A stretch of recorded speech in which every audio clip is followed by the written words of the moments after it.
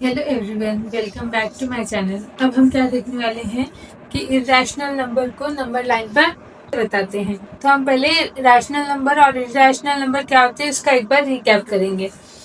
Rational number मतलब ऐसे number जो पॉइंट के बाद खत्म हो जाए या कोई उसका पैटर्न फॉलो हो, जैसे कि 2.678 अब ये क्या है, एक रैशनल नंबर। क्यों? क्योंकि ये पॉइंट के बाद एक पैटर्न फॉलो कर रहा है और यहाँ पर ऐसा कंटिन्यू का साइन हो भी तो ये रैशनल नंबर है। क्यों? क्योंकि इसका यही पैटर्न फॉलो हो रहा है, 678 फिर आगे भी 678 यही पैटर्न फॉलो होने वाला है। अगर मैं ऐसा भी लिखूं 2.8106526 इतना बड़ा भी नंबर लूं, पर ये 7 पे ही एंड हो रहा है। यहाँ पे कोई कंटिन्यू का साइन है क्या?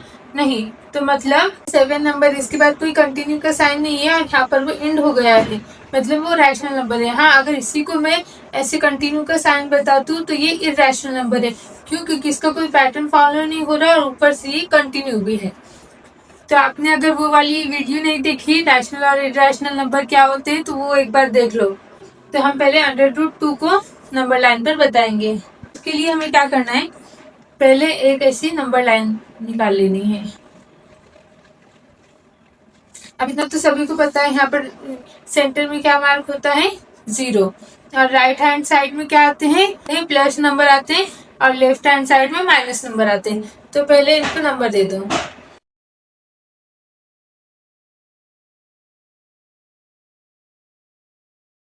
-1। अब देखो, ये जो डिस्टेंस है ये इक्वल होना चाहिए। हर एक नंबर के बीच में का ये जो डिस्टेंस है ना, ये इक्वल होना चाहिए। आप स्केल की मदद से निकालना है क्योंकि इनका डिस्टेंस इक्वल होना ही चाहिए।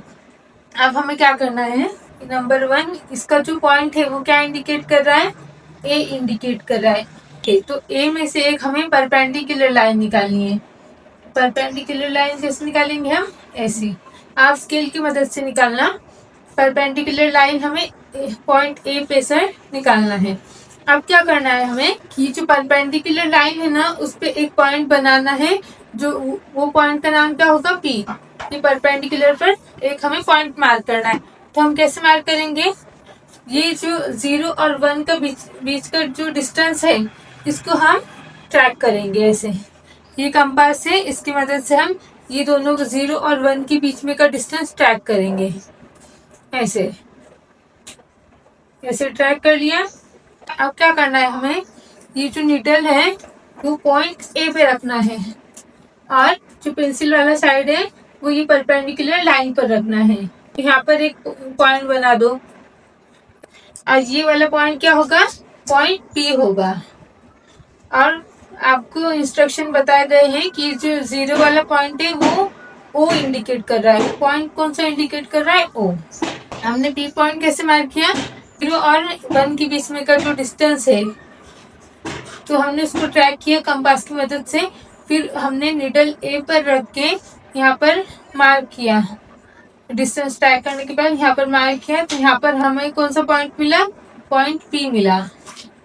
अब अगर हम ओ और पी को जोड़ देंगे, ये दो ओ और पॉइंट पी को हम जोड़ देंगे तो हमें एक राइट एंगल ट्रायंगल मिल जाएगा। एक राइट एंगल ट्रायंगल मिल गया। अब हमें क्या करना है, √2 को फाइंड करना है। उसको कैसे करेंगे? तो हम क्या करेंगे, ओ और पी के बीच में का डिस्टेंस ये जो है ये डिस्टेंस ट्रैक करेंगे। इसके लिए हम जो ये निडल है ये पॉइंट ओ पर रखेंगे और ये जो पेंसिल वाला साइड है पॉइंट पी पर रखेंगे। तो ये देखो ऐसे पॉइंट पी पर रख दिया। आप आपकी बुक में करना सही से होगा। अब जो ये पेंसिल वाला साइड पॉइंट पी पर है ना उसको नीचे लेकर आओ।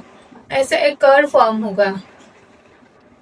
नीचे लेके आओ, जो पॉइंट पी पर पेंसिल है ना उसको नीचे के साइड में लेके आओ तो एक कर्व बनेगा। कैसा कर्व बनेगा? अगर मैं पेंसिल लेकर आऊंगी तो एक ऐसा कर्व बनेगा ऐसा।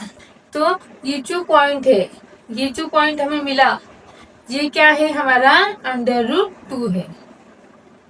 अब देखो 1 0 से लेके 1 का बीच का डिस्टेंस क्या है? 1 यूनिट ही कंसिडर करते हैं। हाँ, तो अब 0 और 1 के बीच में का जो डिस्टेंस है वो 1 है, तो ए और बी का भी डिस्टेंस 1 ही होगा। क्यों? क्योंकि हमने 0 और 1 के बीच का ही डिस्टेंस मार्क किया है। ए और बी के बीच में उतना ही डिस्टेंस है जितना कि 0 और 1 के बीच में है, तो हम इसका यूनिट 1 हुआ, तो इसका भी यूनिट क्या होगा? 1 ही होगा। अब हमें क्या निकालना है? ये वाले साइड निकालना है। ओ और पी का डिस्टेंस हमें फाइंड करने के लिए पाइथागोरस थ्योरम यूज करना पड़ता है। यहाँ पर हम क्या लिखेंगे? Bye Pythagoras theorem. इतना हमने लिख दिया। हमें ओ और पी का डिस्टेंस फाइंड करना है, तो हम कौन सी मेथड यूज करेंगे? By Pythagoras theorem. Pythagoras theorem का फॉर्मूला क्या है? Hypotenuse square is equals to one side square plus other side square. मतलब अब आपको ये समझना है कि हाइपोटेन्यूज किसे कहा गया है? ये जो सेक्शन है, ये जो सेगमेंट है, ये हाइपोटेन्यूज होता है हमेशा। और ये जो अदर साइड्स है ना, ये होती है, ये अदर साइड्स, ये दो अदर साइड्स ये होती है, पर हाइपोटेन्यूज हमेशा यही रहता है। हमें क्या फाइंड करना है? हाइपोटेन्यूज फाइंड करना है। ये वाली साइड फाइंड करना है, मतलब हाइपोटेन्यूज फाइंड करना है। OP square is equals to one side कौन सी है? O A square plus other side AP square. ये हाइपोटेन्यूज है, मतलब ये वाली साइड है OP square. One side square मतलब OA स्क्वायर, ये वन साइड स्क्वायर हो गया। अब अदर साइड मतलब ये दूसरी वाली साइड AP स्क्वायर, तो वैसे ही हमने लिखा AP स्क्वायर। ये स्क्वायर जो है वो फॉर्मूले में है, इसलिए हम वैसे यूज करेंगे। अब हमें क्या करना है? इनकी वैल्यू पुटअप करना है। OA की वैल्यू क्या है? OA की ये देखो, OA का जो बीच का डिस्टेंस है वो कितना है? 1। तो हम क्या लिखेंगे यहाँ पर? 1 का जो 1 स्क्वायर में लिखेंगे, 1 है ना, उसको स्क्वायर में लिखेंगे क्योंकि यहाँ स्क्वायर में है ना, इसलिए। फिर प्लस AP का डिस्टेंस कितना है? वैल्यू कितनी है AP की? 1 है, 1। तो हम यहाँ पर क्या लिखेंगे? 1 का स्क्वायर। इतना हमने लिख लिया। अब हमें क्या करना है? तो 1 का स्क्वायर है, इसको निकालो। 1 का स्क्वायर तो 1 ही आता है, प्लस 1 का स्क्वायर 1 ही आता है। अब ये क्या हो गया? 1 प्लस 1 इज इक्वल्स टू 2। अब हम यहाँ पर एक लाइन लिखेंगे, taking square root on both side. पहले एक ब्रैकेट बनाना है, फिर अंडर रूट में OP को डालना है और फिर उसको स्क्वायर में लेना है। मतलब हमें यहाँ पर भी स्क्वायर है, यहाँ पर भी स्क्वायर है, और इज इक्वल्स टू करके इनका आंसर क्या आया? 2 आया। तो यहाँ पर 2 एज इट इज लिखेंगे। 1 प्लस 1 करके ये जो 2 आया था वो एज इट इज यहाँ पर लिखेंगे। अब ये स्क्वायर रूट और ये स्क्वायर कैंसिल होगा। तो हमारा आंसर क्या आएगा? Therefore OP is equals to under root 2। तो मतलब हमें OP की वैल्यू क्या मिली? OP की वैल्यू हमें क्या मिली? Under root 2। तो देखो ये इस तरीके से सॉल्व होता है। आप इसका स्क्रीनशॉट ले लो या फिर आपकी बुक में नोट कर। नेक्स्ट वीडियो में हम अंडर रूट 3, 5 और 7 इनको नंबर लाइन पर कैसे निकालते हैं वो देखेंगे।